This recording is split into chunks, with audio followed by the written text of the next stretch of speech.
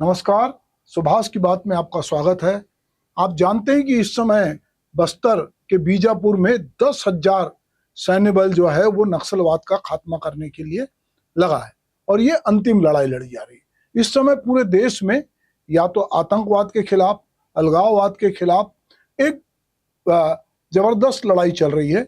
जहां हम देश में कश्मीर में के पहलगाम में जो घटना हुई है उसको लेकर पूरा देश एकजुट है, उसी तरह कहीं ना कहीं जो नक्सलवाद है जो 4 दशक से चल रहा है उसको अंतिम रूप से जब गृह मंत्री ने कहा कि हम मार्च 2026 तक इसको खत्म करेंगे, तो उसके लिए इस समय जो राज्य हैं जिनमें नक्सलवाद है वो ज्वाइंट रूप से ऑपरेशन कर रहे हैं और बीजापुर में जो सबसे सुरक्षित गढ़ था नक्सलियों का उसको घेर लिया है और 5 नक्सलियों को अभी तक मार चुके हैं।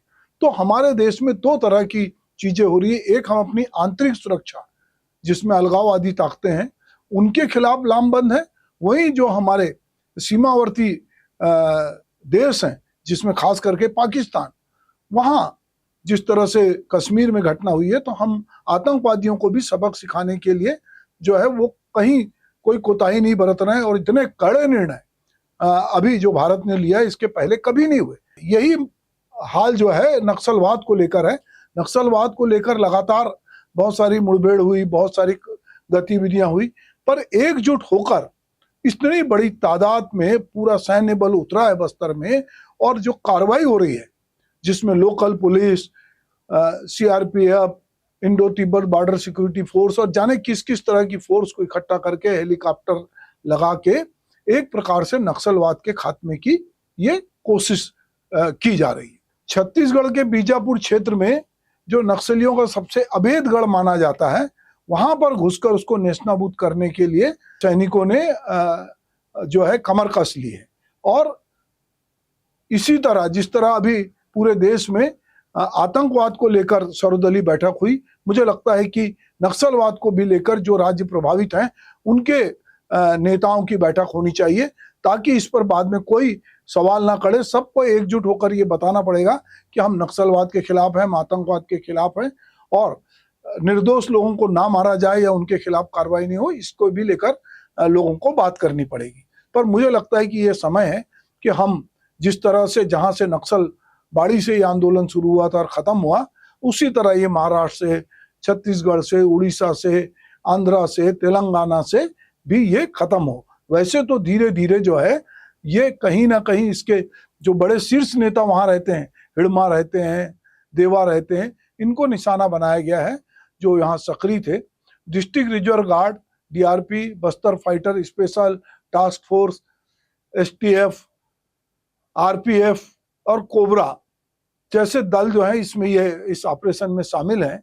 और हालिया घटना की यदि हम बात करें तो 29 मार्च 2025 को सुकमा दंतेवाड़ा सीमा पे जो है 16 नक्सलियों को मार के गिराया गया। नेशनल पार्क एरिया कमेटी के सदस्य जो इसमें शामिल थे।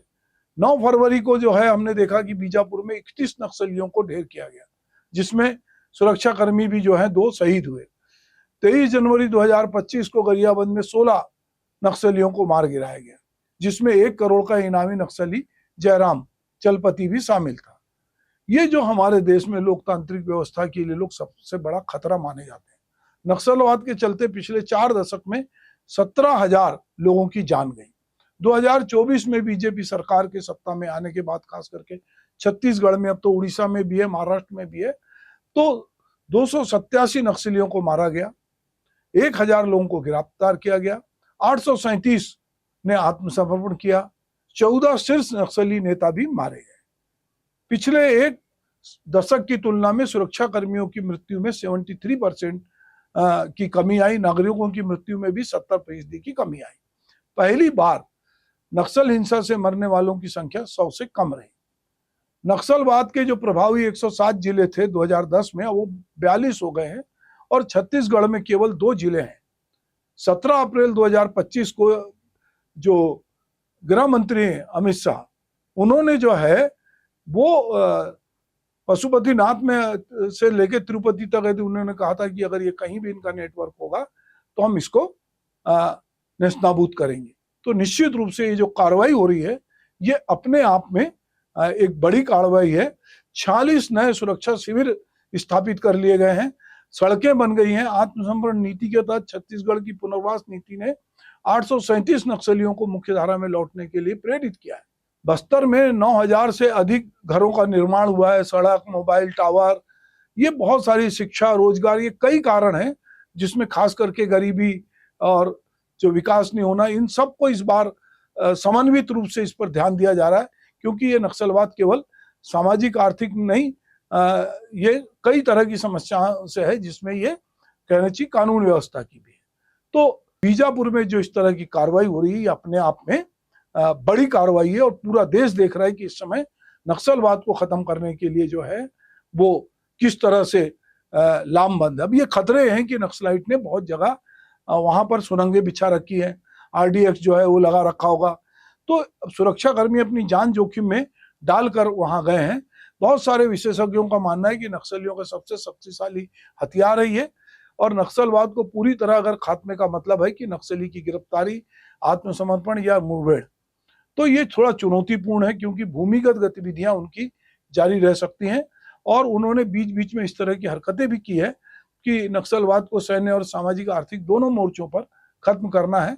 तो निश्चित रूप से ये आदिवासी क्षेत्र है बस्तर, वहाँ शांति हो, विकास हो, ये सरकार की प्राथमिकता है। और उसी दिशा में सरकार की जो मंशा है, उसी मंशा को जाहिर करने के लिए ये ऑपरेशन चला है। ये ऑपरेशन अपने आप में सबसे बड़ा है और अब तक इतना बड़ा ऑपरेशन नहीं हुआ। छोटे छोटे स्तर पे बहुत सारी गतिविधियां होती रही। ये हम उम्मीद करते हैं कि मार्च 2026 तक निश्चित रूप से सब लोगों की मदद से ये जो नक्सली गतिविधियां ये पूरी तरह खत्म होंगी, और जिन राज्यों में नक्सली गतिविधियों के कारण बहुत सारे विकास रुके हुए हैं, उन राज्यों में विकास की गति बढ़ेगी। नमस्कार।